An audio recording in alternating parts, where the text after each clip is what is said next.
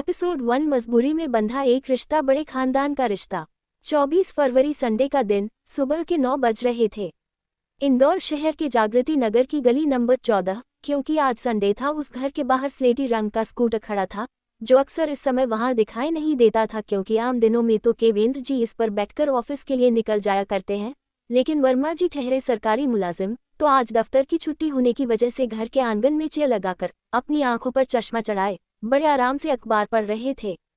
वहीं आंगन में दूसरी तरफ बैठी उनकी श्रीमती सारिका जी हाथों में थाली लिए कुछ काम कर रही थी। अपनी आंखों का चश्मा ठीक करते हुए कहती है, आजी सुनते हो, अब हमारी अन्या भी बड़ी हो गई है और इस साल तो उसका कॉलेज भी पूरा हो जाएगा। मैं सोच रही थी क्यों ना हम भी उसके लिए कोई अच्छा सा लड़का देखकर उसके हाथ पीले कर दें। और सुजाता जी ने भी दिव्यंका बेटा का रिश्ता कितने बड़े घर में किया है।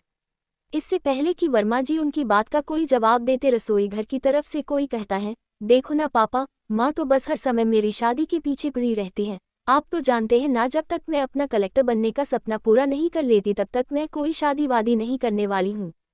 इससे पहले कि वर्मा जी उसकी इस बात का कोई जवाब देते, दरवाजे की तरफ से कोई कहता है, अन्या बेटा तुम्हारी माँ सही तो कह रही है, और वर्मा जी आप भी जरा अब अपनी बेटी के हाथ पीले करने के बारे में सोचिए। हमें देखिए, हम अपनी बेटी का रिश्ता सिर्फ शहर के ही नहीं बल्कि देश के सबसे रईस खानदान में करने जा रहे हैं, और ऐसी शादी होगी कि पूरा इंदौर शहर याद रखेगा। ये और कोई नहीं, सारिका जी के जीजाजी मतलब उनकी बड़ी बहन के पति शैलेश राठी हैं। उन्हें आते देख सारिका जी अपनी साड़ी ठीक करते हुए उठी और मुस्कुराते हुए कहती है, अरे जीजाजी आप यहाँ आए आए बैठिए। और फिर अन्या की तरफ देखकर कहती है, जाओ अन्या मौसा जी के लिए कुछ चाय पानी का इंतजाम करो। तभी राठी जी मुस्कुराते हुए कहते हैं, अरे नहीं नहीं, उसकी कोई ज़रूरत नहीं है, हम तो बस यहाँ आप लोगों को ये मिठाई देकर याद दिलाने आए थे कि कल आप सभी लोगों को हमारी बेटी दिव्यंका की शादी में शामिल होने के लिए शहर के 7 स्टार होटल में आना है, और बस यहाँ आते ही आप लोगों को ये बातें करते हुए सुना तो बस हमने सलाह दे दी और कुछ नहीं। अब हम चलते हैं, घर में बहुत काम है। ये कहकर वो वहाँ से जाने के लिए मुड़े ही थे कि अन्या अपने पापा की तरफ देखकर कहती है, माफ़ कीजिएगा मौसा जी, लेकिन ऐसी कोई बात नहीं है, मुझे पापा पर पूरा भरोसा है, वो जो भी करेंगे मेरे लिए अच्छा ही होगा, और वैसे भी हम किसी रईस लड़के से नहीं बल्कि एक आदर्शवादी लड़के से शादी करना चाहते हैं।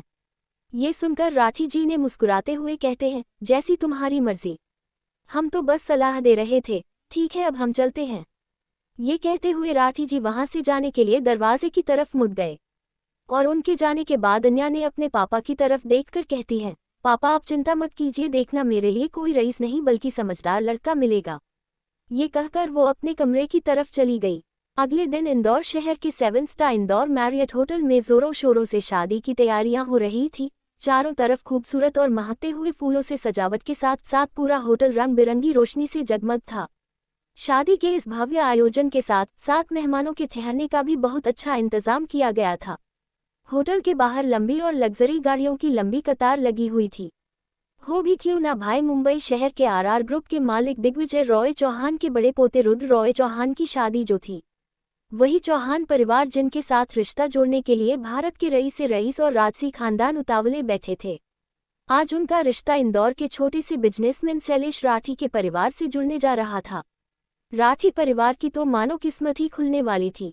एक तरफ जहां चौहान परिवार बारात को निकालने की तैयारियों में जुटा हुआ था, वहीं होटल के दूसरे हिस्से में जहां राठी परिवार के ठहरने का इंतजाम किया गया था, वहां बारात के स्वागत की तैयारियां चल रही थी। अन्या भी इधर उधर भागते हुए शादी के कामों में पूरी तरह से जुटी हुई थी। सिंपल से हल्के गुलाबी रंग के लहंगे के साथ लाइट मेकअप में भी वो बहुत खूबसूरत लग रही थी। वहीं दूसरी तरफ दिग्विजय जी, जिन्होंने सफ़ेद रंग की शेरवानी जिस पर सोने के बटन लगे थे और हाथ में छड़ी जिसके हैंडल पर हीरे जड़े थे, सोफे पर बैठे सारा नज़ारा देख रहे थे। उनकी बड़ी बड़ी मुच्छें उनके रोबीले ठाकुर होने का बयां कर रही थी। उन्हें देखकर ऐसा लग रहा था मानो कोई राजा खड़ा हो। तभी उन्होंने एक तरफ झुंड में हंसी ठिठोली करते 21-22 साल के लड़के की ओर देखकर कहा, रेहान बेटा। उद्धरण चिन्ह। रेहान रुद्र का छोटा भाई और घर में सबका लाडला। वो अपने दादाजी की बात सुनते ही एकदम से उनकी तरफ आते हुए बोला, जी दादाजी।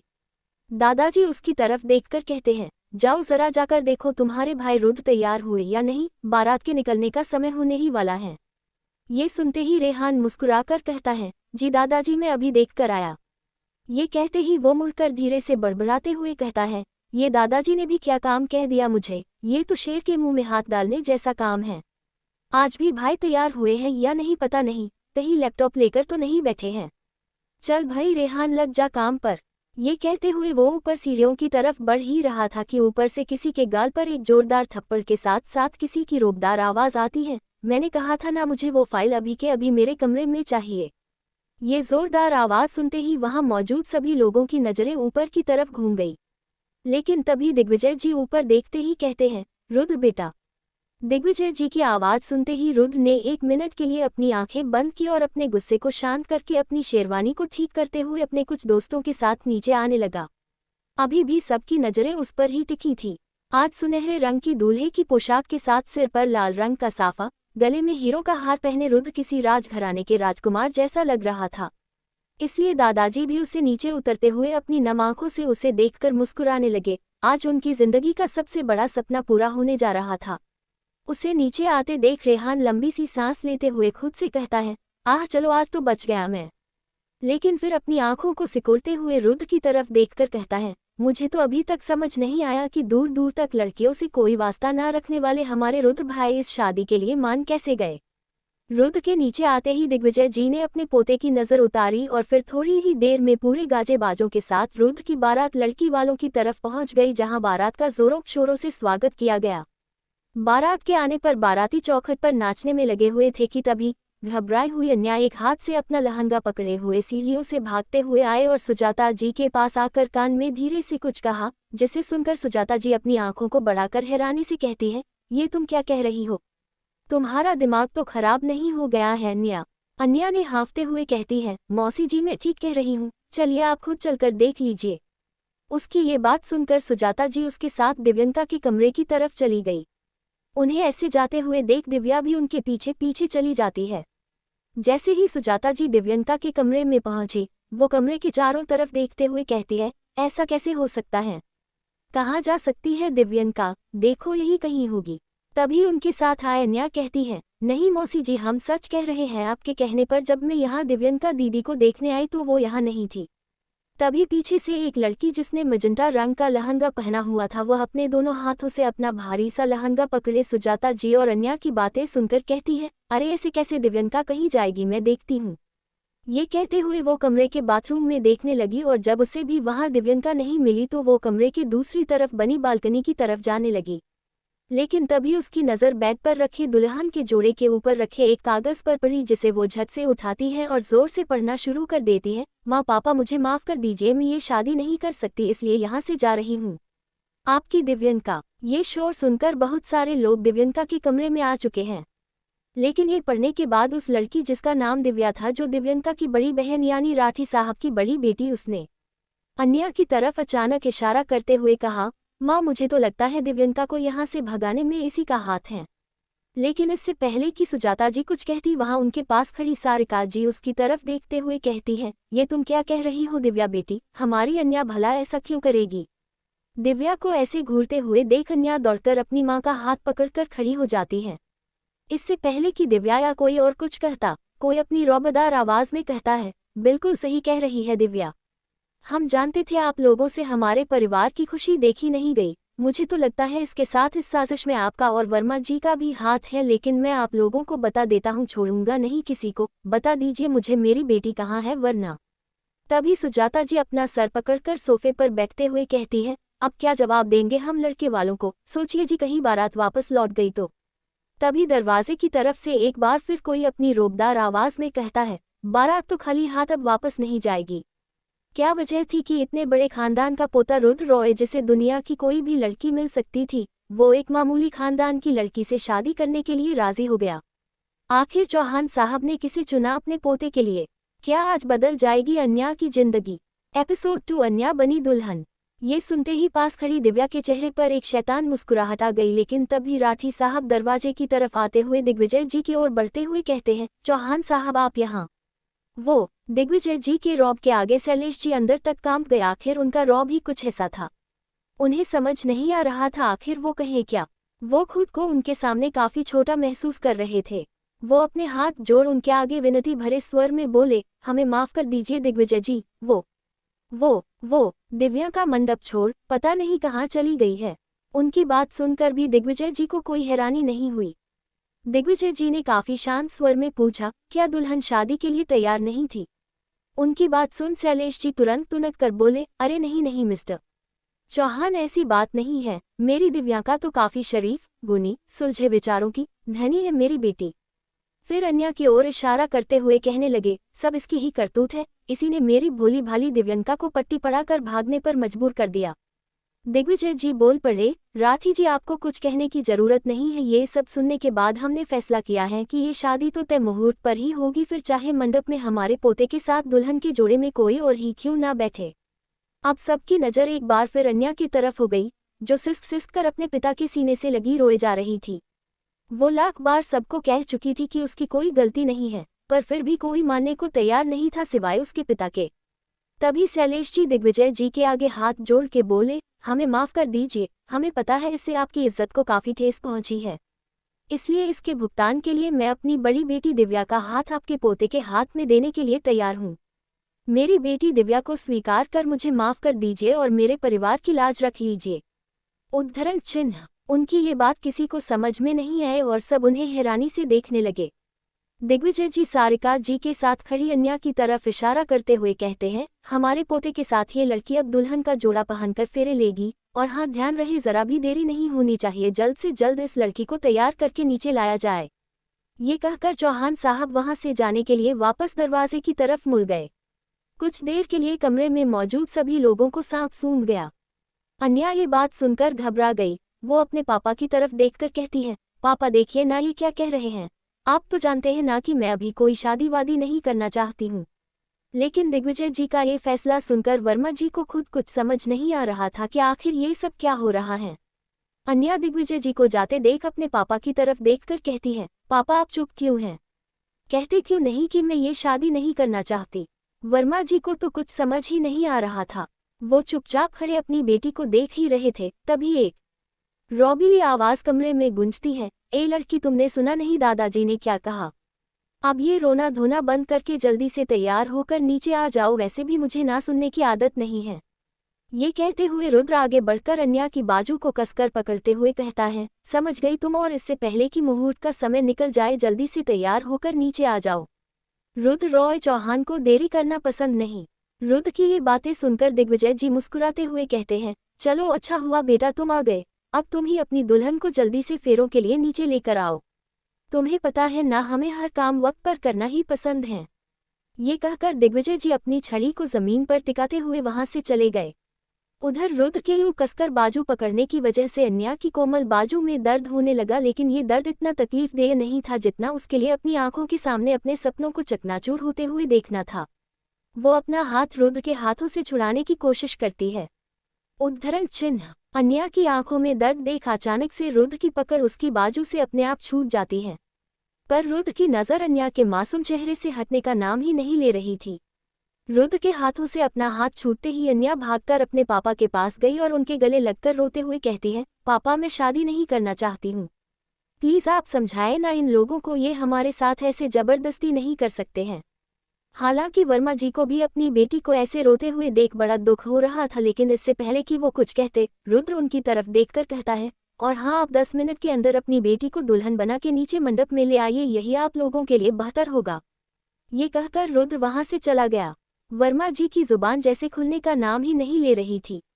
सिर्फ वर्मा जी ही नहीं, वहां मौजूद किसी भी इंसान के मुंह से एक शब्द तक नहीं निकला। तभी सारिका अन्या के पास आकर रोते हुए उसका हाथ पकड़कर कहती है, चलो बेटी चलकर तैयार हो जाओ, मुहूर्त का वक्त हो रहा है। अन्या के कदम आगे ही नहीं बढ़ रहे थे। वो अभी भी वहीं खड़े होकर अपने पापा की तरफ उम्मीद भरी नजरों से देख रही थी। उसे अभी भी इंतजार था कि शायद उसके पापा ये सब होने से रोक देंगे, लेकिन जब उसके पापा ने रोते हुए उसकी तरफ देखा तो उसकी वो उम्मीद भी टूट गई। वो आज अपने पापा की आंखों में लाचारी साफ देख पा रही थी, इसलिए चुपचाप रोते हुए अपनी माँ के साथ अंदर चली गई। सभी लोग धीरे धीरे करके उस कमरे से चले गए। अन्या एक बेसुध बेजान लाश की तरह आईने के सामने तैयार होने के लिए खड़ी हो जाती है। उसकी जिंदगी के सारे सपनों का उसके सामने खून जो हो रहा था, वो इतनी मजबूर थी कि कुछ कर भी नहीं पा रही थी। अपने सपनों के लिए हर समय सबसे लड़ने को तैयार रहने वाली लड़की आज चुपचाप अपने उन्हीं सपनों का अपने ही हाथों से गला घोंटने जा रही थी। अगले 10 मिनट में जब अन्या को दुल्हन के लिबास में तैयार करके नीचे लाया गया तो किसी की भी आंखें उससे हटने का नाम ही नहीं ले रही थी। आखिर अन्या थी ही इतनी खूबसूरत और मासूम, गोल चांद सा चेहरा, जिसे देखकर एक बार तो चांद भी शर्मा जाए। लाल रंग के उस दुल्हन के जोड़े में अन्या इतनी खूबसूरत लग रही थी मानो किसी राजघराने की रानी उतर रही हो। शायद रुद्र जैसे राजकुमार के लिए अन्या जैसी राजकुमारी ही बनी थी, इसलिए इस तरह उन दोनों का रिश्ता जुड़ रहा था। खैर, इस धरती पर अक्सर वही होता है जिसकी किसी को उम्मीद नहीं होती है। एक पल के लिए तो अन्या को देखकर रुद्र की नजरें भी उसके मासूम चेहरे पर रुक गई। थोड़ी ही देर में शादी की सारी रस्में होने के बाद जब फेरों की बारी आए, अन्या बेसुध सी हालत में धीरे धीरे चल रही थी। ये देखकर रुद्र को बहुत गुस्सा आ रहा था। उसने झट से अन्या का हाथ कसकर पकड़ा और जल्दी जल्दी फेरे लेने लगा, मानो जैसे शादी किसी जबरदस्ती में कर रहा हो। फेरे पूरे होते ही रुद्र अन्या का हाथ छोड़कर मंडप से नीचे उतरकर जाने लगता है। उसे ऐसे जाते देख सभी हैरानी से एक दूसरे को देखने लगे। तभी दिग्विजय जी रुद्र की तरफ देखते हुए कहते हैं, अरे रुद्र बेटा, कहाँ जा रहे हो? अभी तो विदाई की रस्म होनी बाकी है। दादाजी की आवाज़ सुनकर रुद्र वहीं रुक गया और अन्या के पास वापस आकर उसका हाथ पकड़कर आगे बढ़ते हुए कहता है, ये लीजिए और चलिए अब यहाँ से। बस हो गई विदाई। वैसे भी हमारे पास टाइम नहीं है, अभी कुछ ही देर में हम लोगों की फ्लाइट है मुंबई के लिए है, और आज के बाद इन लोगों से हमारा कोई रिश्ता नहीं है। ये कहते हुए वो अन्या को लेकर आगे बढ़ गया। उसके पीछे पीछे उसके परिवार के बाकी लोग भी जाने लगे। कुछ देर में ही चौहान परिवार अपनी बहू अन्या को लेकर गाड़ियों में बैठकर एयरपोर्ट के लिए निकल गए। Episode 3 wedding gift. आज अन्या के सारे सपने खत्म हो गए थे। उसने कभी सोचा भी नहीं था एक ऐसे शख्स से शादी होगी जिसके लिए रिश्तों की कोई अहमियत ही नहीं थी। हमेशा दूसरों के हक की बात करने वाली लड़की आज अपने लिए कुछ नहीं बोल पा रही थी। रुद्र और अन्या चौहान विला में पहुंचे, जो किसी महल से कम नहीं था। आज तक अन्या ने इतना बड़ा घर नहीं देखा था। रुद्र और अन्या गाड़ी से उतरे। रुद्र अपने दादाजी की तरफ देखकर कहता है, दादाजी आप लोग अंदर चलिए, मैं अभी आया। हालांकि रात के 1:30 बज रहे थे, लेकिन रुद्र के घर में आने जाने का वैसे भी कोई वक्त नहीं होता था और उसकी इस आदत को दादाजी भी कभी रोक नहीं पाए। आज भी रुद्र हमेशा की तरह वहां से निकल गया। उसके जाते ही दादाजी ने दरवाजे पर खड़े दरबानों से घर का दरवाजा खोलने का इशारा किया और अन्या को अपने साथ घर के अंदर ले जाने लगे। जैसे ही घर का दरवाजा खुला तो सामने एक तरह कपड़े पहने नौकरों की लंबी कतार थी। ये सब किसी राजघराने से कम नहीं लग रहा था। उन सबकी की ओर इशारा करते हुए दादाजी अन्या से कहते हैं, बेटी, इस घर में तुम्हें एक माँ और बहन के अलावा बाकी सभी रिश्ते मिलेंगे, और शायद इसी वजह से ये घर घर नहीं बल्कि मकान ही बना रहा। अब इस मकान को घर तुम्हें बनाना है। मुझे पूरा विश्वास है कि तुम अपनी जिम्मेदारी को बहुत ईमानदारी के साथ निभाओगी। अन्या बेचारी क्या बोलती, जहां ससुराल की चौखट पर पहुंचकर हर लड़की का उसके नए घर में बड़ी ही शान से स्वागत किया जाता है, वहीं उसका स्वागत करने के बजाय उसे एक बहुत बड़ी जिम्मेदारी दे दी गई। खैर, अभी तो अन्या कुछ सोचने समझने की हालत में नहीं थी, इसलिए वो चुपचाप बस देख रही थी। दादाजी उसे शांत देखकर आगे कहते हैं, चलो बेटी, रात बहुत हो चुकी है, तुम बहुत थक गई होगी, जाओ जाकर अपने कमरे में आराम करो, बाकी बातें हम सुबह करेंगे। ये कहकर वो एक नौकर की तरफ देखकर कहते हैं, जाओ बहुरानी को रुद्र के कमरे तक ले जाओ। दादाजी की बातें सुनकर अन्या भी चुपचाप उस नौकर के पीछे पीछे रुद्र के कमरे की तरफ चली गई। रुद्र के कमरे में पहुंचते ही उसकी आंखें नम हो गई। आज वो अपने पापा के घर को हमेशा के लिए पीछे छोड़कर यहाँ आ गई थी। जैसे जैसे वो उस कमरे में बढ़ रही थी, उसकी आंखों के सामने उसके घर में बिताए गए वो सारे पल तस्वीर बनकर घूमकर सामने आ रहे थे। ऐसे ही अपने बचपन और घर को याद करते करते कब वक्त बीत गया उसे पता ही नहीं चला। रात के करीब 3 बज चुके थे, लेकिन रुद्र का अभी तक कोई पता नहीं था। अन्या ने धीरे धीरे अपने गहने और श्रृंगार उतरना शुरू किया, लेकिन बिना गहनों और साज श्रृंगार के भी उसकी खूबसूरती में कोई कमी नहीं थी, बल्कि वो इस सादगी में और भी ज्यादा खूबसूरत लग रही थी। वो ऐसे ही चुपचाप दरी सहमी सी रुद्र के बिस्तर पर, जिसे बहुत खूबसूरती से सजाया गया था, उसके एक कोने में अपने शरीर को समेटे हुए लेटी थी। तभी कमरे का दरवाजा किसी ने धीरे से खोला और दरवाजे के खुलने की आवाज़ सुनकर वो एकदम से अपनी टांगों को समेटते हुए डरकर बिस्तर पर बैठ गई। जैसे ही रुद्र ने कमरे के अंदर आकर दरवाजे की चिटकनी लगाई, उसके दिल की धड़कन से तेजी बढ़ने लगी। वो धीरे धीरे अपने पैरों को अपनी तरफ समेटने लगी। तभी रुद्र अपनी शेरवानी के बटन खोलते हुए उसकी तरफ देखकर कहता है, इधर आओ मेरे पास। ये सुनकर तो अन्या की डर के मारे जैसे जान ही निकलने वाली थी। कुछ देर तक जब अन्या बिस्तर से नीचे नहीं उतरी, तो रुद्र एक बार फिर जोर से कहता है, सुना नहीं तुमने, इधर आओ मेरे पास। अन्या उसकी तेज आवाज सुनकर डर गई और डर के मारे उसका शरीर थरथराने लगा। घबराकर वो धीरे धीरे बिस्तर से उतरकर दूसरी तरफ से घूमते हुए रुद्र के पास आ रही थी कि तभी वो खुद उसके पास आ गया और उसके कंधों को पकड़ते हुए कहता है, आज मैं तुम्हारे लिए एक तोहफा लेकर आया हूँ, पूछोगी नहीं क्या?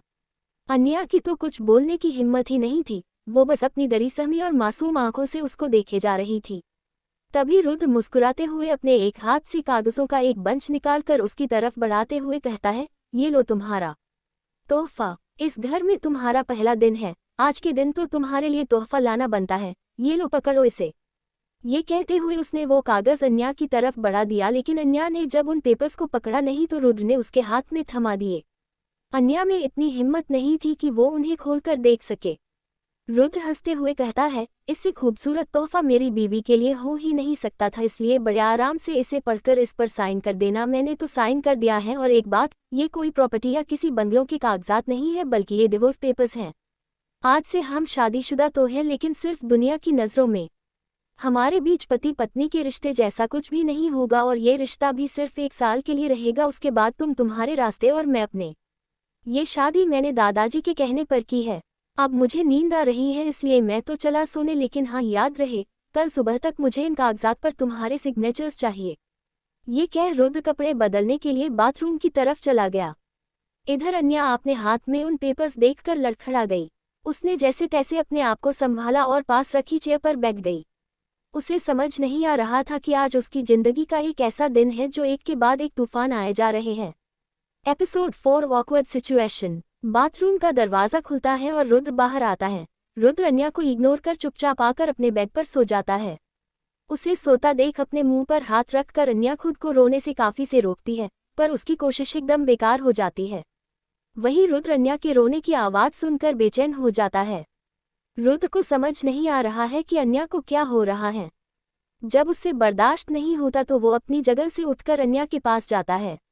उसकी नज़र फिर उसके चेहरे पर टिक जाती है। अन्या सोफे के कोने में दुबक कर सो रही थी। ये देख रुद्र को बुरा लगता है।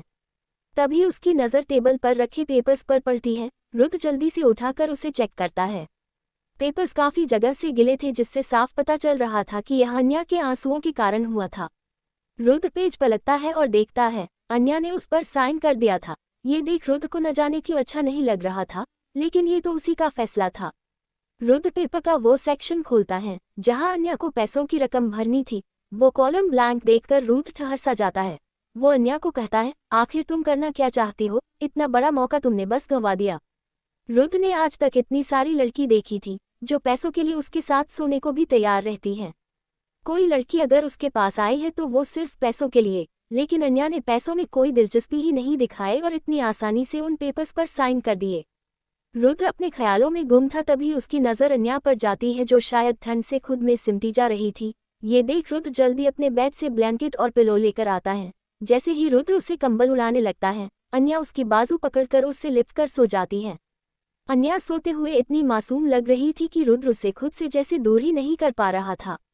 उसे ये भी नहीं पता चला कि कब वो उसे देखते देखते उसके बगल में सो गया।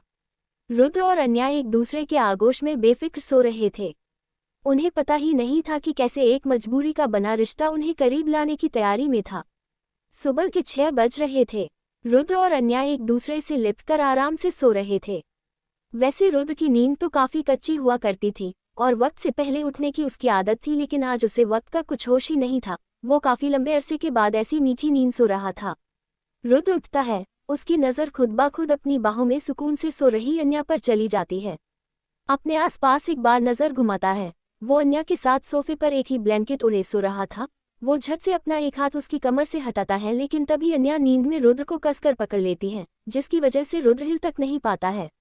अन्या की इस हरकत पर रुद्र उसे गुस्से में एक नज़र देखता है, लेकिन नींद में सोई हुई अन्या को देख उसका गुस्सा एक पल में गायब हो जाता है। उसका हाथ खुद ब खुद उसके चेहरे के करीब बढ़ने लगता है। अपनी उंगली से उसके चेहरे पर आ रहे बालों को हटाते हुए उसे प्यार से देखने लगता है। रुद्र को ना जाने क्यों आखिर उसे ऐसे देख सुकून महसूस हो रहा था, लेकिन रुद्र की चुभन का एहसास होते ही अन्या अपनी आंखें अचानक खोल देती है। दोनों की आंखें एक दूसरे से मिलती हैं। उनमें एक अलग ही कशिश थी, जिसकी वजह से वो उस पल में कहीं खोसे गए। एपिसोड 5 नई सुबह। अन्या और रुद्र एक दूसरे में डूबे थे, तभी अन्या को होश आता है और वो हड़बड़ाते हुए बैठ जाती है। उसकी हड़बड़ाने की वजह से उसका और रुद्र का सिर टकरा जाता है। अन्या अपनी पलकें झुकाकर सहमी आवाज में कहती है, जी सॉरी मैंने जानबूझकर नहीं किया, वो गलती से हो गया। रुद्र अपना सिर झटकते हुए उठने लगता है, लेकिन अन्या तुरंत उसकी शर्ट को पकड़कर उसे रोकते हुए वापस अपने पास बैठा लेती है। अन्या के ऐसे खींचने से रुद्र की शर्ट के बटन टूटते हुए जमीन पर बिखर जाते हैं। रुद्र के 8 पैक एब्स दिखने लगते हैं। ये देखकर रुद्र अपनी आंखें मीचते हुए गुस्से में कहता है, ये क्या हरकत है। अन्या उसके ऐसे चिल्लाने पर और भी ज्यादा सहम जाती है। वो तुरंत अपना सिर हिलाते हुए कहती है, सॉरी मैंने जानबूझकर नहीं किया, मेरा मंगलसूत्र आपके शर्ट में फंसा हुआ है, अगर आप ऐसे उठते तो टूट जाता। इतना बोल अन्या रुद्र के सीने के करीब बढ़कर अपना मंगलसूत्र छुड़ाने लगती है। ये सब रुद्र को एक नई फीलिंग में डूबा रहा था, जिससे वो आज तक अनजान बैठा था। अन्या मंगलसूत्र निकालने की कोशिश कर रही थी। उसके बाल बार बार उसके चेहरे पर आ रहे थे, जिनसे वो परेशान होकर पीछे हटा कर रही थी। अन्या को अपने इतने करीब देख रुद्र की चिड़चिड़ाहट एक पल में गायब हो गई। वो अपना हाथ बढ़ाकर जैसे ही उसके बालों को हटाने ही वाला था, तभी अन्या मंगलसूत्र छुड़ा लेती है और एक बार फिर उसका सिर रुद्र के सिर से टकरा जाता है। अन्या वापस से उसे सॉरी बोलने वाली होती है कि रुद्र गुस्से में सोफे से उठकर वॉशरूम चला जाता है। अन्या तो उसे ताकते ही रह जाती है। फिर वो अपने सिर पर चपत लगाते हुए कहती है, क्या कर रही है अन्या, तू तो पागलों जैसा बिहेव कर रही है। शादी के पहले दिन की शुरुआत ऐसे ऑकवर्ड तरीके से हुई, पूरा साल कैसे काटेगी इसके साथ, न जाने अब आगे क्या क्या होना बाकी है। उद्धरण चिन्ह। फिर वो अपने पास ब्लैंकेट को देखकर सोचते हुए खुद से ही कहती है, ये कहाँ से आया और ये आदमी मेरे इतने करीब क्यों था। कहीं इसने नींद में मेरा फायदा उठाने की कोशिश तो नहीं की ना। फिर खुद से ही कहती है, अरे नहीं मैं कुछ भी सोच रही हूँ, देखा नहीं कल इस अकड़ू राय चौहान ने क्या कहा था। मेरे लिए ये शादी कोई मायने नहीं रखती। तुम इस घर की बहू तो बन सकती हो, लेकिन मेरी वाइफ बनने की कोशिश भी मत करना। अगर उसके लिए शादी कोई मायने नहीं रखती तो मैं क्यों सोचूं, मुझे भी कोई मतलब नहीं इस आदमी से। ऐसी ही अन्या खुद से बड़बड़ाती है। तभी रुद्र वॉशरूम से फ्रेश होकर बाहर निकलता है और बिना अन्या को देखे चुपचाप कमरे से बाहर चला है। अन्या अपनी नज़र कमरे में चारों तरफ दौड़ाते हुए एक ठंडी आह भरती है। दूसरी तरफ चौहान विला के बैक एरिया में एक बड़ा सा जिम बना हुआ है, जहां हर तरह की मशीन्स रखी हैं। रेहान और तवीश और अभय एक्सरसाइज कर रहे हैं। शौर्य मिरर के सामने खड़े होकर अपनी बॉडी को अलग अलग पोज में निहार रहा था। रेहान उसे देख मजे लेते हुए कहता है, शौर्य ब्रो, 15 मिनट वर्कआउट से आपके एब्स में एक बढ़ नहीं जाएगा। ये बोलकर वो तवीश को ताली देता है। शौर्य उसे घूरते हुए कहता है, मुझे पता है, मैं तो बस देख रहा था कि कहीं अपने यार का शादी की खुशी में वजन तो नहीं बढ़ गया। ये बोलकर वो टॉवल से पसीने को पोंछता है। तभी तवीश कहता है, वैसे आज रुद्र भाई कहाँ रह गए, वो तो वक्त से भी पहले चलने वाले इंसान हैं। उसकी बात सुनकर शौर्य शरारती मुस्कान से कहता है, अरे छोटे, आज से पहले उसकी शादी नहीं हुई थी ना, इसलिए सारा वक्त उसका हुआ करता था, लेकिन अब तो कोई आ गई है। तीनों हंसने लगते हैं। तभी जिम का दूर खुलता है और रुद्र अंदर आता है। उसे देखकर सबके चेहरों पर शरारती मुस्कान आ जाती है। रुद्र बिना किसी के चेहरे के भाव पर ध्यान दिए बिना अपना वर्कआउट शुरू कर देता है। शौर्य सबको आंख मारकर रुद्र के पास चला जाता है। वो रुद्र के ट्रेडमिल पर अपना हाथ टिकाकर कहता है, और भाई आज तुम्हारी घड़ी बंद हो गई या कल रात नींद ज्यादा अच्छी आई। उद्धरण चिन्ह। रुद्र उसकी बात इग्नोर कर देता है। ये सुन रुद्र के जहन में अन्या का सुबह वाला चेहरा याद आता है और वो कहीं खो जाता है। तो शौर्य उसके कंधे को अपने कंधे से हिट करते हुए कहता है, क्या भाई कहाँ खो गए, भाभी के ख्यालों में खोए हो। रुद्र शौर्य की ऐसी बेतुकी बातें सुन सुनकर पक चुका था। वो गुस्से में अपने जबड़े भींचता है और शौर्य को घूर कर कहता है, अगर अब तुम में से किसी ने एक वर्ड भी कहा तो मैं तुम सबको घर से बाहर फिकवा दूंगा। ये सुनकर सब अपने कदम पीछे कर लेते हैं, क्योंकि वो जानते थे कि अगर अब उन्होंने इस सोए हुए शेर को छेड़ा तो ये सच में ऐसा कर सकता है, इसलिए सब वापस अपने वर्कआउट में लग गए। जिम के बाद रुद्र वापस अपने कमरे में आता है। वो देखता है अन्या ने अब तक शादी का जोड़ा पहना हुआ है। अन्या रुद्र को कुछ कहने को होती है। रुद्र उसे इग्नोर करके वॉशरूम में घुस जाता है। 15 मिनट के बाद रुद्र जब वापस बाहर निकलता है तो फॉर्मल ऑफिस वेयर अन्या तो उसे देखते ही रह जाती है। ब्लू कलर का बॉडी फिटेड सूट में उसके फीचर्स काफी निखर रहे थे। रुद्र जानबूझकर उसकी प्रेजेंस को इग्नोर करता है ताकि उनके बीच सुबह वाली सिचुएशन न हो। वो अपने बाल ठीक करते हुए मिरर में अन्या के अक्स को देख रहा था, क्योंकि उसकी नज़र न चाहते हुए भी अन्या से नहीं हट रही थी। तभी किसी ने कमरे का दरवाजा नॉक किया। रुद्र अंदर आने को कहता है तो एक नौकर अपने हाथ में एक शॉपिंग बैग लेकर अंदर आता है। वो रुद्र और अन्या को ग्रीट करता है। रुद्र को देखकर कहता है, सर दादाजी ने छोटी मैडम के लिए कपड़े भिजवाए हैं। ये बोल वो पैकेट आगे करता है और कहता है, सर आपको दादाजी अपने कमरे बुला रहे हैं। रुद्र उसे बैग टेबल पर रखने का इशारा कर उसे जाने को कहता है। फिर अन्या को उस पैकेट को उठाने का इशारा करता है और कमरे से बाहर चला जाता है। एपिसोड 6 नई फैमिली। अन्या पैकेट को लेकर वॉशरूम में चली जाती है। जब उसे खोल के देखती है तो वो हैरान रह जाती है। उसमें एक लाल रंग की साड़ी जिसमें खूबसूरत जड़ाव का काम किया है, दिखने में जितनी खूबसूरत उतनी ही भारी। ये देखकर अन्या असमंजस में पड़ जाती है। हल्की फुल्की साड़ी पहनने वाली अन्या भारी साड़ी को संभालना नहीं जानती थी, लेकिन वो कुछ कर भी नहीं सकती थी। अन्या एक ठंडी आह भरते हुए और आधे घंटे की मशक्कत के बाद आखिर साड़ी पहन ही लेती है। साड़ी पहनना अन्या के लिए जंग लड़ने से काम नहीं था। साड़ी के साथ एक कुंदन का हार था जो कि काफी खूबसूरत था। अन्या गले में कुंदन के हार के साथ मंगलसूत्र पहन लेती है और अपने लंबे घने बाल खोलती है। चेहरे पर मेकअप न होते हुए भी उसकी सुंदरता में कोई कमी नहीं थी।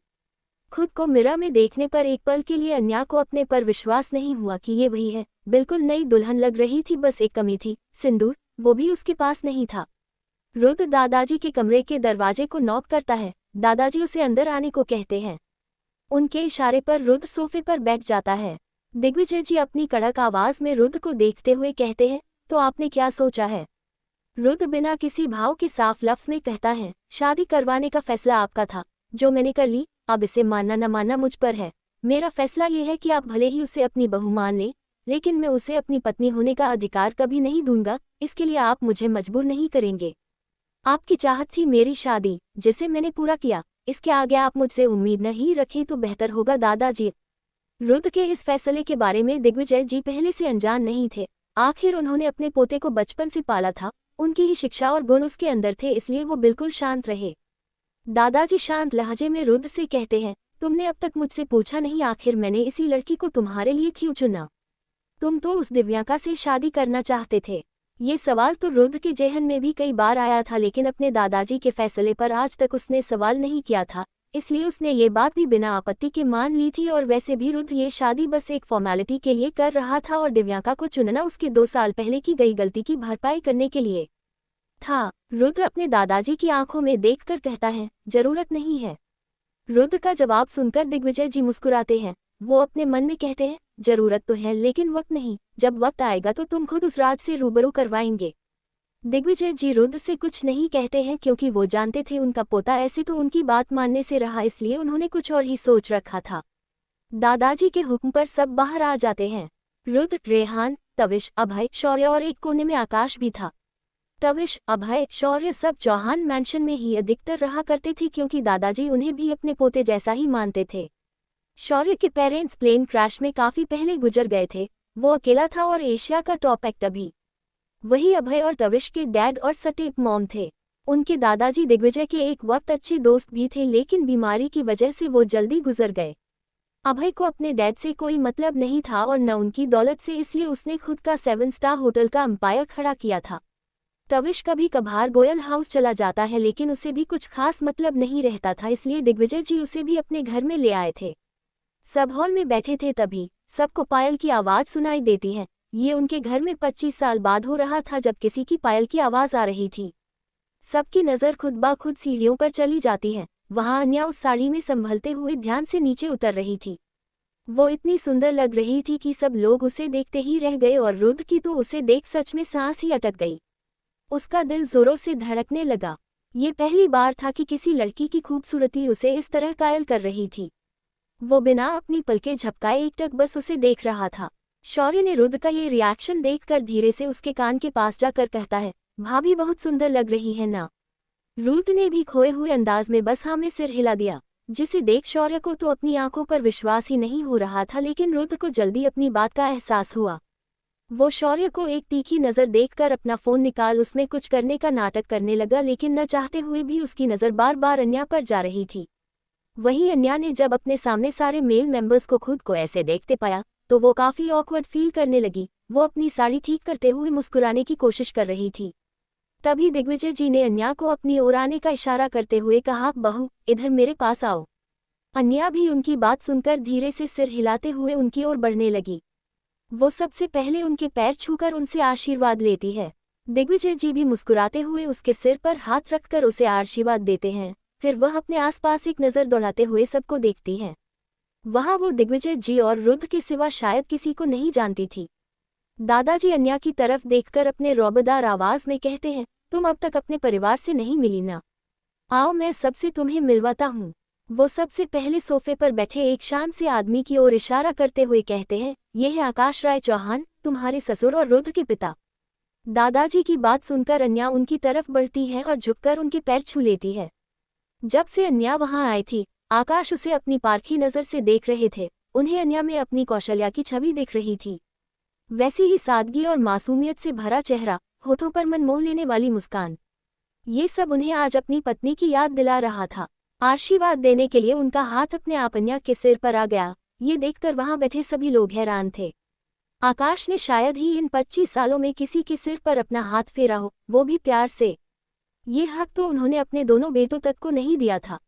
अन्या अपने चेहरे पर मुस्कान लिए उन्हें एक नज़र देखती है, फिर दादाजी के पास वापस आ जाती है। आकाश की आज आंखें नम थी।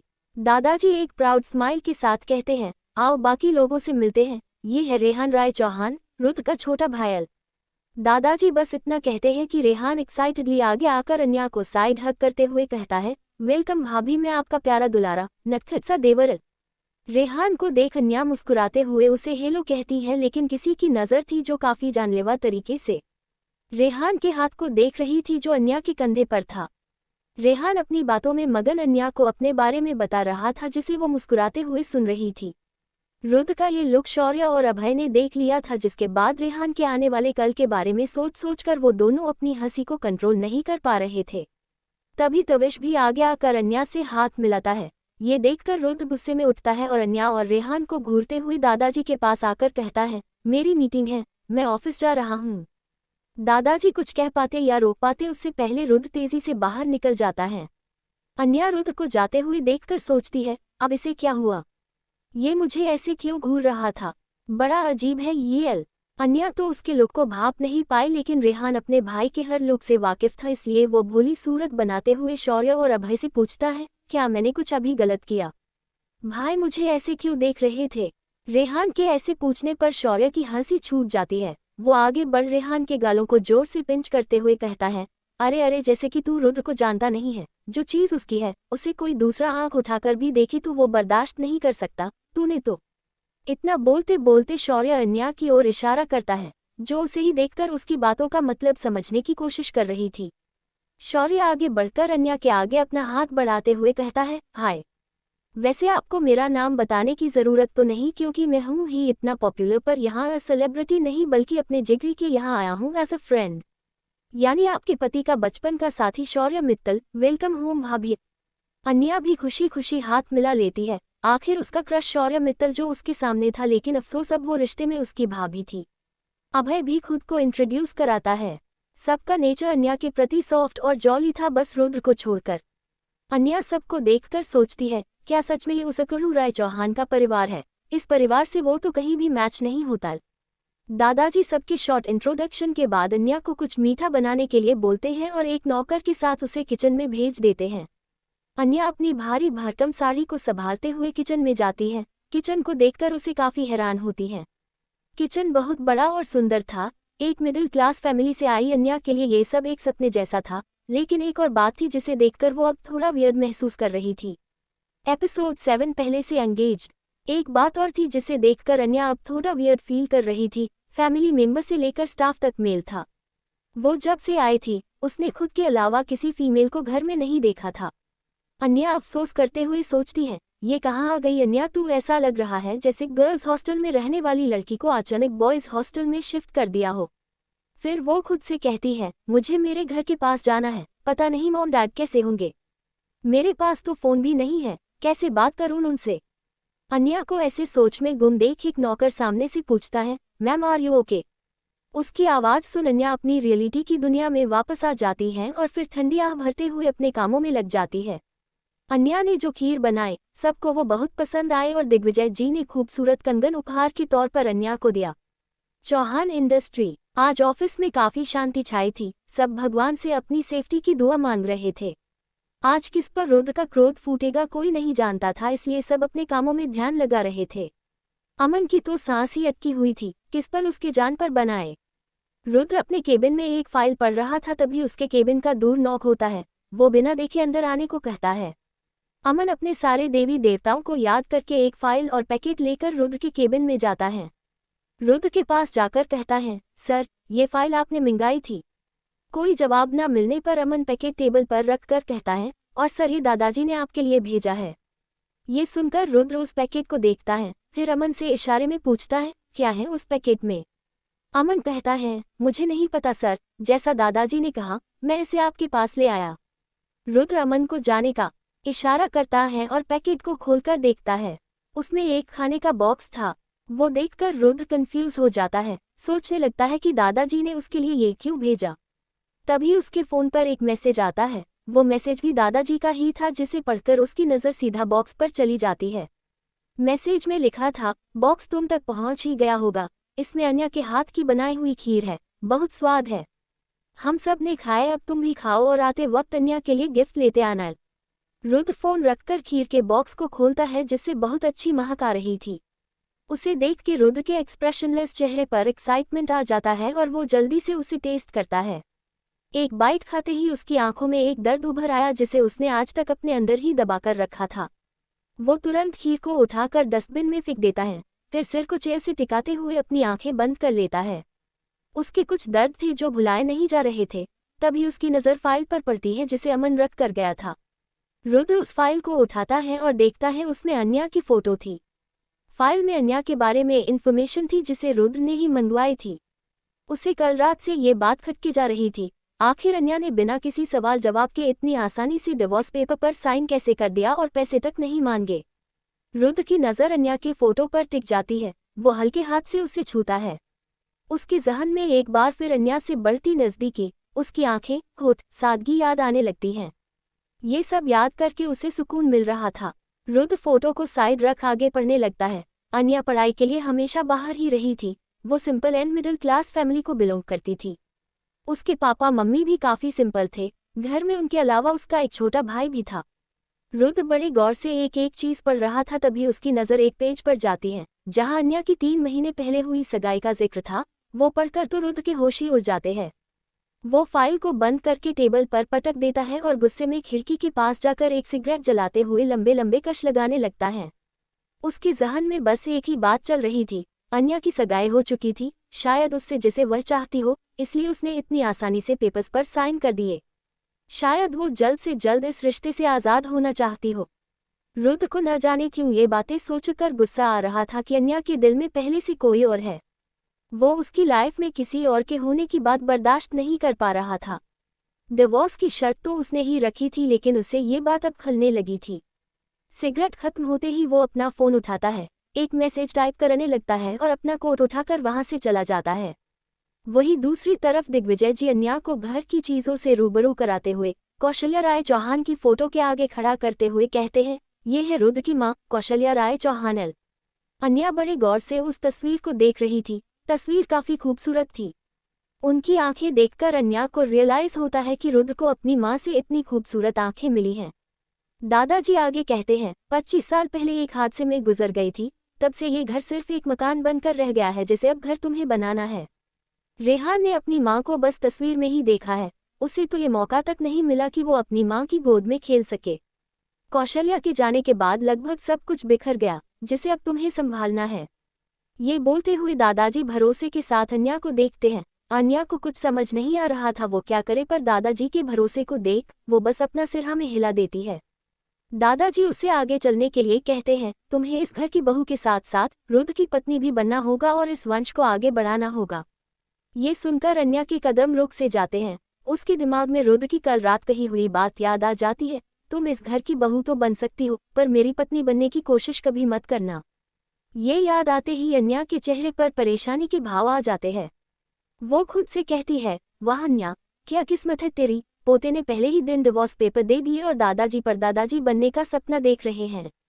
दिग्विजय जी अन्या को रुकते देख पीछे पलटते हैं। उसके चेहरे के भाव से साफ पता चल रहा था उनकी बात सुनकर वो दुविधा में थी, जिसे दिग्विजय जी अच्छे से समझ रहे थे।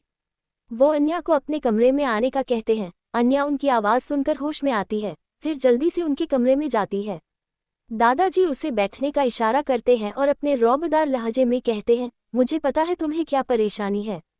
उनकी बात सुनकर अन्या कुछ हैरान परेशान सी उन्हें देखती है। तभी वह आगे कहते हैं, जहाँ तक मैं अपने पोते को जानता हूँ, उसने तुम्हें पहली रात को ही शादी को मानने से इनकार कर दिया होगा, है ना। दादाजी की बात सुनकर अन्या और भी ज्यादा परेशान हो जाती है। उसे अब डर लगने लगा था, क्योंकि रुद्र ने उसे साफ तौर पर कहा था कि अगर ये बात किसी को पता चलेगी तो वो उसे मार डालेगा। ये सब याद कर वो जल्दी से अपना सिर ना में हिलाते हुए घबराए टोन में कहती है, नहीं नहीं, ऐसा बिल्कुल नहीं कहा उन्होंने। अन्या के ऐसे बोलने पर दादाजी मन ही मन उसे देखकर मुस्कुरा देते हैं। वो आगे बात बढ़ाते हुए कहते हैं, दादा हूँ मैं उसका, बचपन से अब तक उसे देखा है, उसकी हर सोच हर चीज की खबर रहती है मुझे, इसलिए तुम्हें झूठ बोलने की जरूरत नहीं है। दिग्विजय जी के ऐसा कहने पर अन्या मासूमियत से उन्हें देखती है। वो आगे कहते हैं, वो माने या ना माने तुम अब उसकी पत्नी हो और इस बात को तुम्हें ही उससे स्वीकार कराना होगा। तुम्हें उसके दिल में अपने लिए वो जगह बनानी होगी जो एक पत्नी की होती है। इसके लिए तुम्हें। दरवाजे पर दस्तक होने से दादाजी और अन्या की बात बीच में ही अधूरी रह जाती है। कमरे में रेहान और तविश एंटर करते हैं। रेहान जल्दी से अपने दादाजी के पास फैलकर बैठ जाता है और कहता है, क्या हुआ, बड़ी देर तक आज आपने हमें याद नहीं किया, आपने हमारे लिए दादी डार्लिंग ढूंढ ली क्या। उसकी बात सुन दिग्विजय जी उसके सिर पर जोर की चपत लगाते हुए कहते हैं, तुम कभी सीधी बात नहीं कर सकते। रेहान अपने दादाजी को देखकर सीधे बैठता है, फिर अपने दांत दिखाते हुए कहता है, लो बैठ गया, अब बताओ। रेहान की ऐसी हरकत देखकर अन्या के चेहरे पर मुस्कान आ जाती है। दिग्विजय जी उसे घूरते हुए देखकर कहते हैं, तुम्हें मेरा एक काम करना होगा। रेहान अपने हाथ खड़े करते हुए कहता है, देखो दादू, लव लेटर में नहीं पहुंचा सकता, आपको खुद ही हमारी फ्यूचर दादी को पटाना होगा। कहीं मैंने दिया और वो मेरे चाम में फंस गई तो आपका क्या होगा। रेहान की ऐसे मजाकिया बातें सुनकर अन्या और तविश की हंसी छूट रही थी, पर दिग्विजय जी उसे गुस्से में घूरते हुए अपनी छड़ी उठा लेते हैं। रेहान के पैर मारने ही वाले थे कि वो फुदक कर अन्या के पीछे छुप जाता है। आह भाभी बचाओ, ये बाबा मुझ जैसे छोटे बच्चे पर जुल्म कर रहे हैं। दिग्विजय जी अपनी छड़ी को साइड करके रेहान से गुस्से में कहते हैं, तुम वहां क्यों छुप रहे हो, अभी तो बहुत बदतीसी दिखा रहे थे। रेहान अन्या के पीछे से निकल अपने दांत दिखाते हुए कहता है, उस वक्त आपका ये शाही हथियार जो नहीं था, वैसे आपने मुझे यहाँ शाही हथियार के दर्शन के लिए बुलाया है। रेहान की बात सुन दादाजी को अपनी अधूरी बात याद आती है। वो रेहान को घूरते हुए वापस बैठकर कहते हैं, नहीं, कुछ जरूरी काम था तुमसे। रेहान की बात सुन दादाजी आश्चर्य से पूछते हैं, गया कहाँ वो। रेहान मुंह बनाते हुए कहता है, भाई लंदन गए, कितने दिनों के लिए ये पता नहीं, और तो और मुझे ऑफिस जाने का फरमान सुना कर गए। अब मैं नन्ही सी जान उन मोटी मोटी फाइलों के बीच क्या करूंगा, पर मेरी तो यहाँ किसी को कोई फिक्र ही नहीं है। वही अन्या ने जब रेहान के मुंह से रुद्र के चले जाने की बात सुनी, उसे बिल्कुल भी अच्छा नहीं लगा, लेकिन उसने तो इस रिश्ते से कोई उम्मीद न रखने का फैसला किया था। वो अपने मन को मनाते हुए कहती है, अच्छा हुआ चला गया, अब तुझे रोज रोज उसकी अकड़ भारी शक्ल नहीं देखनी पड़ेगी। भगवान करे वो 1 साल तक न आए, वरना हर वक्त मुझे अपनी काली काली आंखों से घूरता रहेगा। रुद्र के जाने की बात सुन दादाजी अपनी छड़ी पर जोर देते हुए अपने मन में कहते हैं, ये लड़का कभी नहीं सुधरेगा। मैं जानता हूँ जानबूझकर भाग के गया है, मैं भी उसका दादा हूँ, देखता हूँ कितने दिन बचेगा। फिर दादाजी रेहान की सारी बात इग्नोर कर आगे कहते हैं, ठीक है, तुम्हारे पास 1 हफ्ता है, अन्या को अपने भाई की पसंद बनाने में हेल्प करो, ऑफिस जाने की कोई जरूरत नहीं है। उद्धरण चिन्ह। रेहान ये सुनकर मन ही मन उछल पड़ता है, लेकिन अपने दादा के सामने मासूम सा चेहरा बनाते हुए कहता है, लेकिन दादाजी भाई। उद्धरण चिन्ह। दादाजी कहते हैं, उसे मैं देख लूंगा, कुछ कहे तो कह देना मैंने मना किया है। रेहान अन्या और तविश को देख आंख मारता है। तविश उसे देख मन में कहता है, 1 नंबर का नौटंकी, इसे अच्छे से पता है किससे कैसे अपनी बात मनवानी है। रेहान जल्दी से खड़ा होकर अन्या को अपने साथ ले जाते हुए कहता है, जल्दी चलो भाभी, वरना बाबा का कब मूड फिर जाए, कोई नहीं बता सकता। अन्या तो बस रेहान की नौटंकी देख मुस्कुरा रही थी। एपिसोड 8 अन्या का मेकओवर। रुद्र का कमरा। अन्या अपनी भारी भरकम साड़ी संभालते संभालते कमरे में आती है, तभी उसकी नज़र बेड पर पड़ी रुद्र की शर्ट पर जाती है, जिसके बटन आज सुबह अन्या के खींचने के कारण टूट गए थे। वो शर्ट को उठाती है, फिर प्यार से उस पर हाथ फेरकर उससे आ रही खुशबू को महसूस करने लगती है। उसे वो खुशबू काफी जाने पहचाने लग रही थी, जैसे उसके अतीत से कुछ जुड़ा सा हो। तभी कमरे का दरवाजा खुलता है और रेहान और तविश बेधड़क अंदर आ जाते हैं। रेहान मुस्कुराते हुए कहता है, भाभी डार्लिंग। रेहान की आवाज़ सुनकर अन्या तो एक पल के लिए डर जाती है और उसके हाथ से वो शर्ट छूट जाती है जिसे रेहान देख लेता है। अन्या हड़बड़ाते हुए शर्ट को उठाकर साइड में रखती है। रेहान ये देखकर एक शरारती मुस्कान के साथ जल्दी से वो शर्ट उठाकर कहता है, यार तविश ये तो भाई की शर्ट है ना, लगता है कोई उन्हें बहुत मिस कर रहा है। रेहान की बात सुन तविश भी हंस देता है लेकिन अन्या एम्बरास फील करती है। वो नजरें चुराते हुए कहती है, ऐसा कुछ नहीं है, वो तो बस शर्ट नीचे गिरी तो मैं उठा रही थी। रेहान ये सुनकर कहता है, ओह, उठा रही थी। उसके ऐसे बोलने पर तो अन्या एम्बारासमेंट के कारण दबी जा रही थी। उसे समझ नहीं आ रहा था कि वो क्या करे। अन्या का चेहरा देख रेहान और तविश की हंस छूट जाती है। तविश आगे बढ़कर रेहान के सिर पर चपत लगाते हुए कहता है, रिलैक्स भाभी, ये रेहान तो बस मजाक कर रहा था, आप इसकी बात को ज्यादा सीरियसली मत लिया करो। रेहान मुंह बनाते हुए तविश को देखते हुए कहता है, तो क्या तेरी बात को सीरियसली लिया करे। फिर वो अन्या की तरफ मुड़कर कहता है, भाभी चले। अन्या उससे पूछती है, कहाँ। रेहान मजाकिया लहजे में कहता है, रुद्र भाई की नगरी में। अन्या इतना तो समझ गई कि रेहान उसको फिर से छेड़ रहा है लेकिन वो उसकी बात का मतलब न समझने पर असमंज में कहती है, मतलब। रेहान मुस्कुराते हुए अन्या का हाथ पकड़कर आगे चलते हुए कहता है, मतलब हम रास्ते में डिस्कस कर लेंगे, पहले हमें यहाँ से जल्दी चलना होगा क्योंकि अगर दादाजी ने हमें अपने काम में देर करते हुए देख लिया तो उनका वो शाही हथियार मुझ पर चल जाएगा, इसलिए जल्दी चलो भाभी। रेहान अन्या को विला से बाहर ले आया। तविश भी ठीक उनके पीछे आ रहा था। अन्या को समझ नहीं आ रहा था कि वो जा कहाँ रहे हैं लेकिन जब से वो आई थी उसके चेहरे पर अगर किसी की बातों से मुस्कान आई थी तो वो रेहान था। रेहान ने उसे काफ़ी कंफर्टेबल फील कराया। उसे ऐसा बिल्कुल नहीं लगने दिया कि वो किसी शहर में अनजान लोगों के बीच में थी। रेहान, तविश और अन्या के साथ कार में बैठकर वहां से निकल जाता है। रास्ते भर रेहान अपनी बकबक और मजाक से अन्या को हंसाता रहता है। वक्त कब बीता और रास्ता कैसे कटा अन्या को कुछ पता ही नहीं चला। लगभग 1 घंटे बाद रेहान ने शहर के सबसे बड़े बुटीक के शोरूम के बाहर कार रोकी। वो बड़े प्यार से अन्या को अंदर लेकर गया। अन्या तो बस आंखें फाड़े चारों तरफ देख रही थी।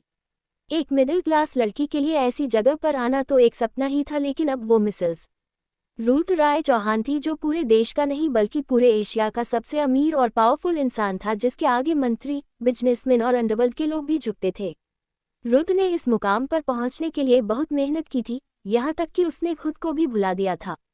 अब उसके पास सब था, पैसा, पावर, नाम, शोहरत, लेकिन जो नहीं था वो था सुकून और खुशी। रेहान अन्या को वीआईपी एरिया में ले जाता है जहां 2 लाइन में स्टाफ खड़े होकर उनका स्वागत कर रहे थे। रेहान ने अन्या के लिए पूरा स्टोव बुक कर दिया था ताकि उसकी भाभी को कोई तकलीफ या ऑकवर्ड फील न हो। रेहान वहां के स्टोर के मैनेजर को इंस्ट्रक्शंस देता है और अन्या को अपने साथ ले जाने का इशारा करता है। अन्या अपने सामने खड़ी सेल्स गर्ल के हाथों में पकड़ी ड्रेसेस को देख रही थी। उसकी तो आंखें ही खुली की खुली रह गई। सारी ड्रेसेस एक से बढ़कर एक थी। अन्या तो उन्हें देखकर ही शर्म से पानी पानी हो रही थी। पहना तो दूर की बात है, किसी का नेक डीप था तो कोई थाई से रिवीलिंग थी तो किसी का बैक नहीं था तो कोई बस नाम की ड्रेस थी। अन्या ये सारे कपड़े तो बिल्कुल नहीं पहन सकती थी।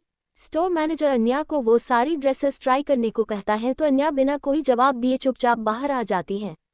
रेहान और तविश की नज़र अन्या के हैरान परेशान चेहरे पर जाती है तो वो भी जल्दी से उसके पास आते हैं। रेहान फिक्र भरे लहजे में पूछता है, भाभी क्या हुआ, आप ऐसे बाहर क्यों आ गई, ड्रेस पसंद नहीं आई क्या। उनकी बात सुनकर अन्या नम आंखों से कहती है, रेहान मैं ऐसे कपड़े नहीं पहनती और अगर तुम्हारे भाई को जिम्स की नुमाइश करने वाली लड़की पसंद है तो मैं उनकी पसंद कभी नहीं बन सकती, मुझे ये सब बिल्कुल अच्छा नहीं लगता। उद्धरण चिन्ह। अन्या की बात सुनकर रेहान को रियलाइज होता है कि अनजाने में उसने अन्या को बाकी लड़कियों जैसा समझ लिया था लेकिन अन्या अलग थी।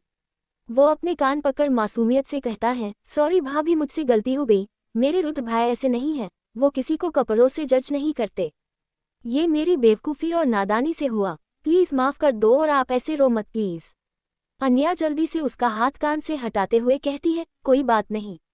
उद्धरण चिन्ह। रेहान फिर हल्का मुस्कुराते हुए अन्या के कंधे पर हाथ रखते हुए कहता है, तो फिर हम अपनी शॉपिंग कंटिन्यू करते हैं और कुछ अच्छा सेलेक्ट करते हैं। अन्या भी स्माइल करते हुए हाँ में सिर हिला देती है। रेहान और तविश ने मिलकर पूरे स्टोर के अच्छे और अन्या की पसंद के हिसाब से कपड़े छान मारे। चारों तरफ कपड़े और बीच में रेहान और तविश थे। तविश अपने सिर पर हाथ रख कहता है, यार आज तक मुझे एग्जाम के पेपर इतने टफ नहीं लगे जितना ये लड़कियों के कपड़ों को सेलेक्ट करना लगा। रेहान उसकी बात सुनकर कपड़े देखते हुए कहता है, यार के तो सही रहा है पर फिलहाल अपने पास और कोई चॉइस भी नहीं है, चल जल्दी कर। अन्या अंदर रूम में ढेर सारे ड्रेसेस ट्राई करके रेहान और तविश को दिखती हैं। सारे ड्रेसेस में अन्या काफी खूबसूरत लग रही थी। लास्ट में जब अन्या ने एक रेड कलर का गाउन पहन के आती है तो रेहान, तविश, सारे एम्प्लॉइज अन्या को देखकर दंग रह जाते हैं। रेहान ने चुपके से अन्या की वो फोटो लेकर रुद्र को भी भेज दी और कैप्शन में लिखा, beauty in red, you missed it. Rehan ने उसके लिए काफी सारे कपड़े पैक करवाए और घर पर डिलीवर करने के लिए कह दिया। रेहान और तविश अन्या को रुद्र के फेवरेट रेस्टोरेंट में ले गए जो कि अभय का ही था। अभय काम से बाहर था इसलिए वो उन लोगों को ज्वाइन नहीं कर सका, लेकिन तविश और रेहान को सब पहचानते थे इसलिए सब ने उन्हें वही एरिया प्रोवाइड किया जो रुद्र हमेशा बुक करता है। कुछ ही वक्त में अन्या उन दोनों से काफी अच्छे से घुल गई थी। उसे इस अनजान शहर में 2 नए दोस्त मिल गए थे। वो तो भूल ही गई थी कि जिस रिश्ते के आड़ में उसे ये खुशियां मिल रही हैं ये सिर्फ कुछ वक्त के लिए है। रेहान और तविश ने अन्या को रुद्र की पसंद नापसंद से रूबरू कराते हुए अपना खाना फिनिश किया, फिर वो जल्दी से अपने आगे की मंजिल के लिए बढ़ गए। उनका नेक्स्ट स्टॉप था एक बड़ा सैलून एंड स्पा। अन्या को मेकअप की इतनी जरूरत तो नहीं थी लेकिन थोड़े चेंज के लिए रेहान और तविश ने उसका मेकओवर कराया। मेकओवर के बाद जब अन्या रेहान और तविश के सामने आई तो दोनों अपना मुंह खुले उसको देखे जा रहे थे। अन्या उनका ऐसा रिएक्शन देखकर टेंशन में कहती है, क्या हुआ, मैं अच्छी नहीं लग रही हूँ? तुम लोग कुछ बोल क्यों नहीं रहे हो? रेहान अपना फोन निकालकर किसी को कॉल करते हुए कहता है, मुझे लगता है कि मुझे भाई के लिए हॉस्पिटल में एक वीआईपी रूम बुक करा लेना चाहिए। उसकी बात सुन अन्या परेशानी से कहती है, पर क्यों, वो ठीक तो है ना? रेहान सीरियस वे में कहता है, भाभी आप लग ही इतनी खूबसूरत रही हो कि भाई का तो सच में हॉट फेल होने के चांसेस हैं, रिस्क नहीं लेना चाहिए। उद्धरण चिन्ह। तभी तविश हंसते हुए कहता है, भाभी इसका मतलब है आप बेहद खूबसूरत लग रही हो। ये ऐसे ही फालतू तारिके से कॉम्प्लीमेंट देता है। रेहान तविश को घूरते हुए कहता है, अच्छा बच्चों में फालतू बात करता हूँ, रुक अभी अभय भाई को फोन करके उस लैला के बारे में बताता हूँ जिसके चक्कर में तू मजनू बने फिर रहा था। इतना बोलते हुए रेहान अभय का नंबर डायल करने लगा तो तविश के चेहरे का रंग ही उड़ गया। वो जल्दी से उससे फोन छीन कर कहता है, अरे मेरे लाल तू गुस्सा क्यों हो जाता है छोटी छोटी बात पर? तभी अन्या पूछती है, वैसे ये लैला कौन है? ये सुनकर रेहान उछलते हुए उसके पास जाकर कहता है, मैं बताता हूँ भाभी, वो न इसकी। वो इतना ही कहता है कि तविश पीछे से उसका मुंह बंद करके कहता है, कोई नहीं भाभी ये तो बस कुछ भी कहता है, आप ध्यान मत दो।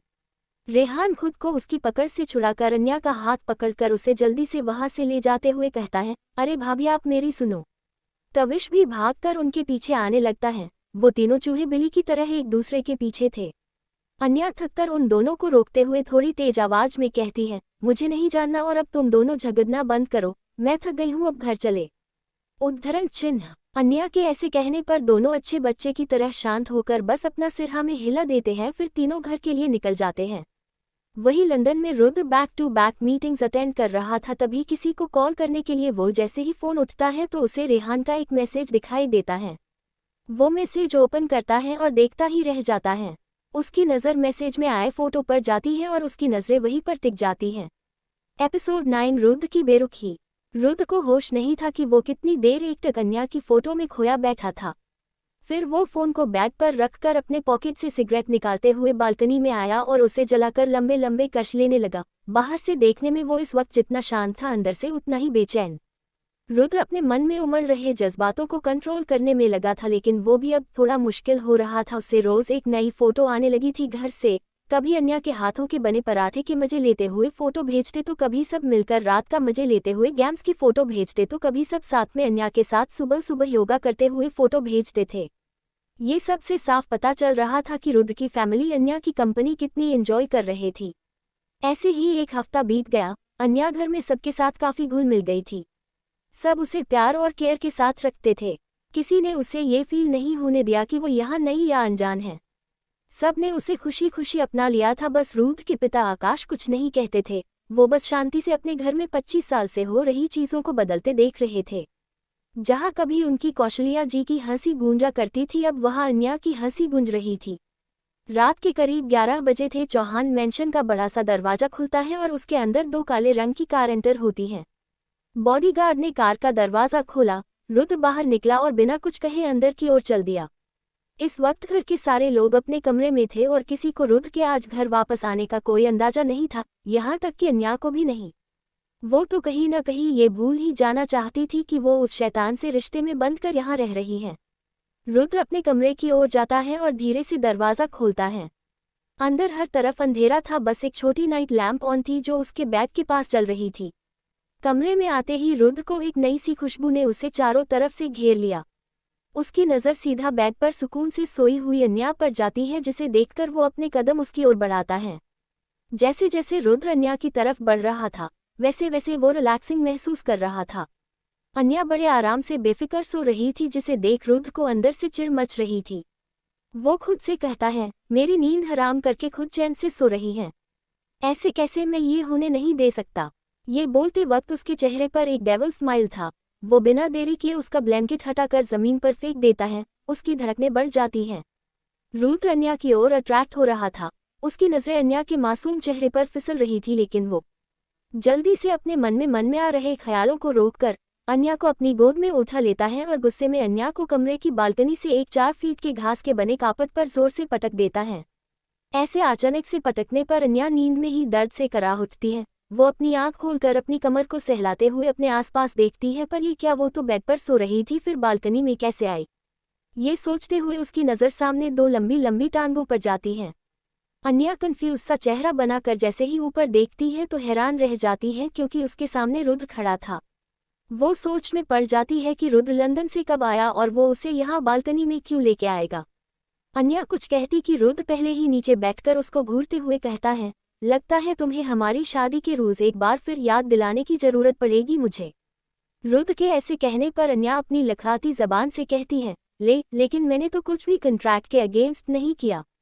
रुद्र अन्या के करीब बढ़ने लगता है, जिससे अन्या खुद ब खुद डर से पीछे हटने लगती है और बालकनी की दीवार से टकरा जाती है। रुद्र अपने दोनों हाथ उसके दोनों तरफ रखते हुए कहता है, मैंने तुमसे कहा था ना कि मेरी पत्नी बनने की कोशिश मत करना, तो फिर तुम मेरे गैर मजादूगी में मेरे बेड पर क्या कर रही थी? रुद्र के ये बोलने पर अन्या उसे देखती है। वो दोनों इस वक्त काफी करीब हैं। अन्या उसके इस तरह करीब होने से काफी अनकंफर्टेबल फील कर रही है। रुद्र उसे गुस्से में कहता है, तुम्हारी सजा यही है कि आज तुम यही ठंड में सोओगी, और हाँ, आखिरी बार कह रहा हूँ, मुझसे और मेरी चीजों दूर रहना। एक बात और, मेरी पत्नी बनने की कोशिश भी मत करना, क्योंकि तुम उस लायक नहीं हो, समझी? इतना कहकर रुद्र गुस्से में अन्या को वैसे ही छोड़ अंदर चला जाता है और दूर लॉक कर देता है।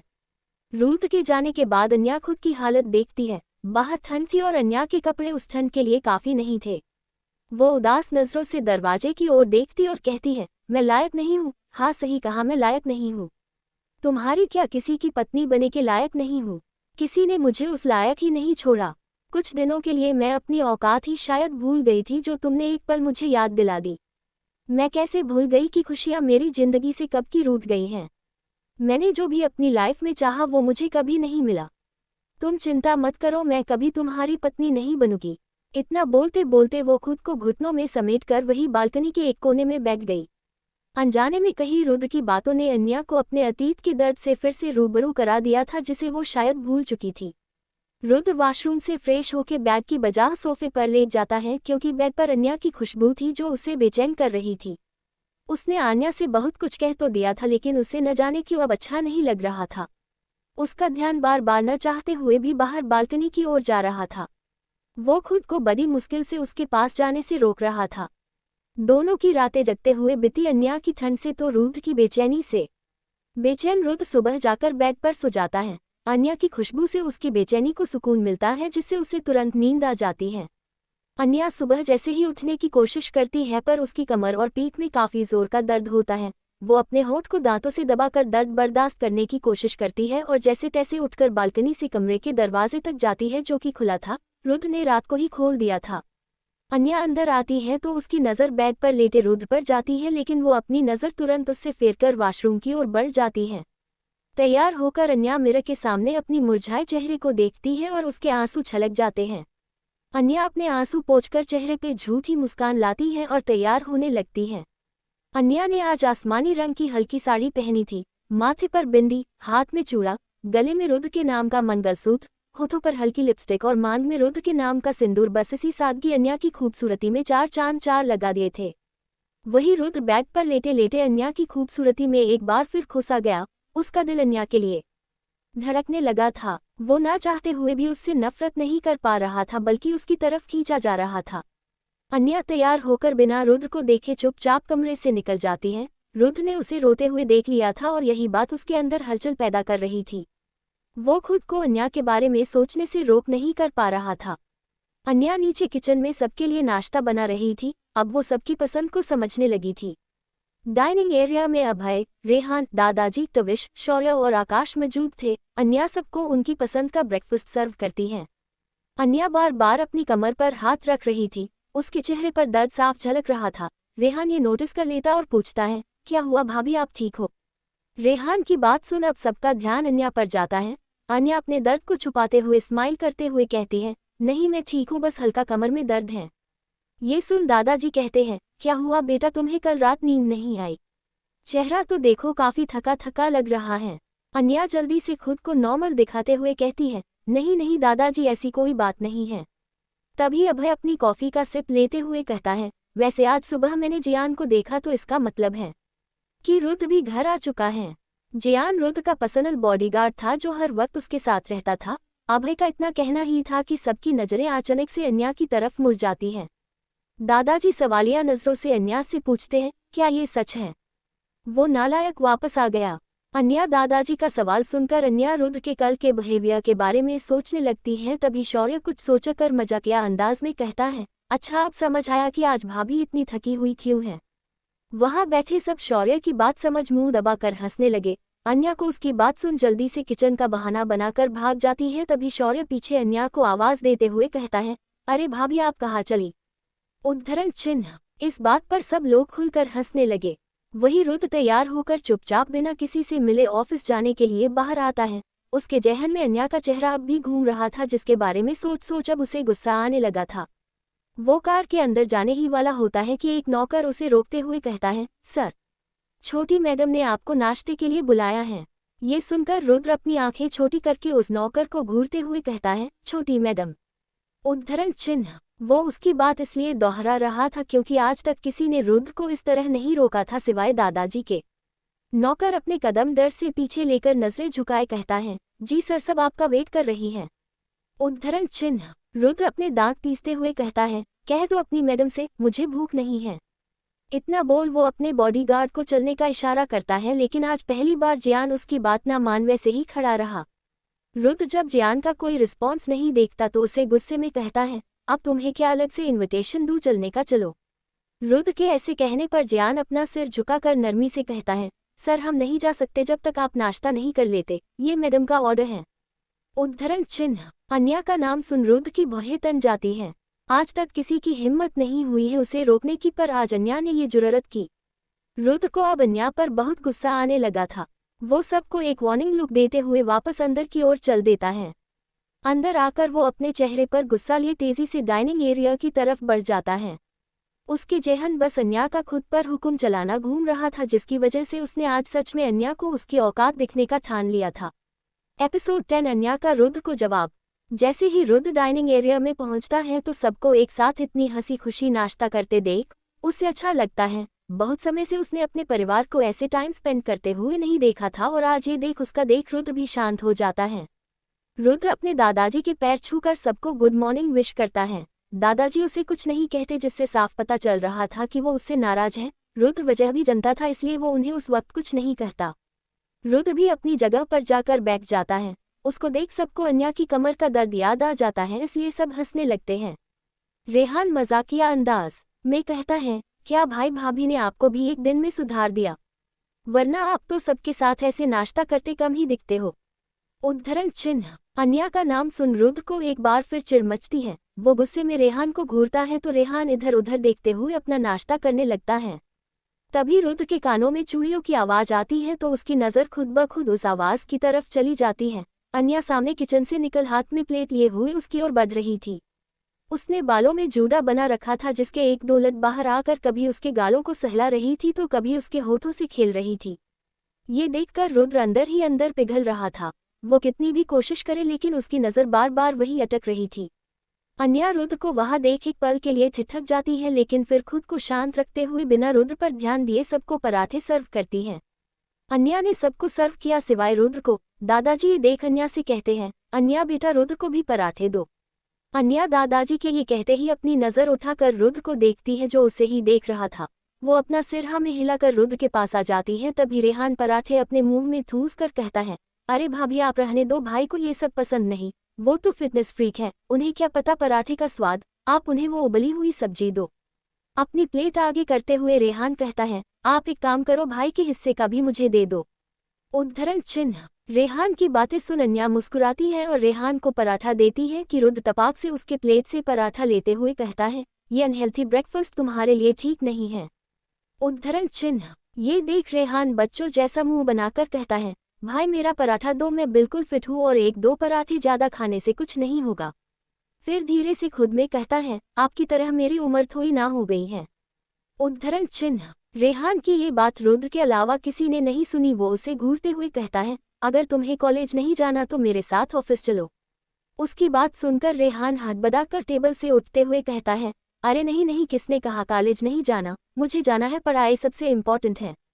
उद्धरण चिन्ह। फिर तविश को देखता है जो मजे से अपना पराठा खा रहा था।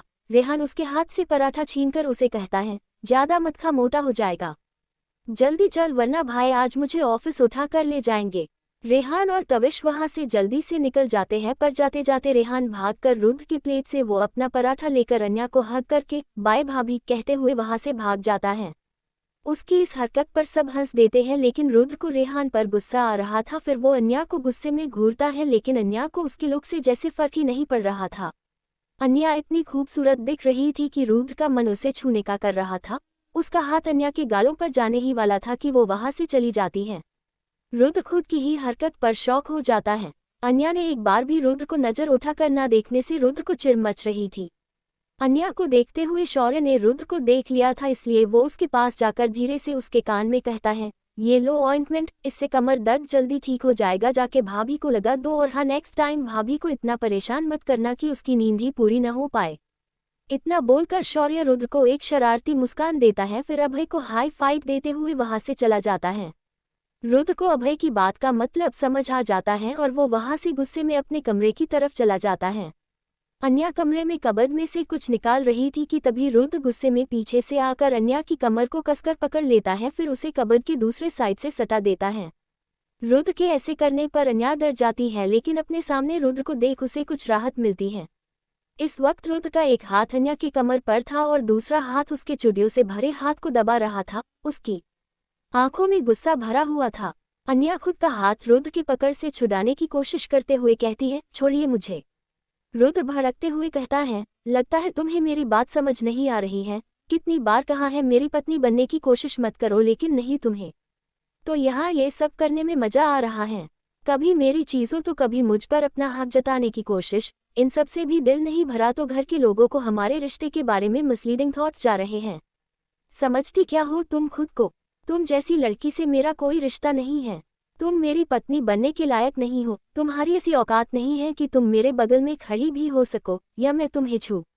ये सब कहते वक्त रुद्र की पकड़ अन्या के हाथ पर इस कदर मजबूत हो गई कि अन्या का दर्द अब आंसू बनकर बाहर आने लगा, लेकिन रुद्र की बातें उसे ज्यादा तकलीफ दे रही थी। उसकी बातें अन्या को अंदर से तोड़ रही थी।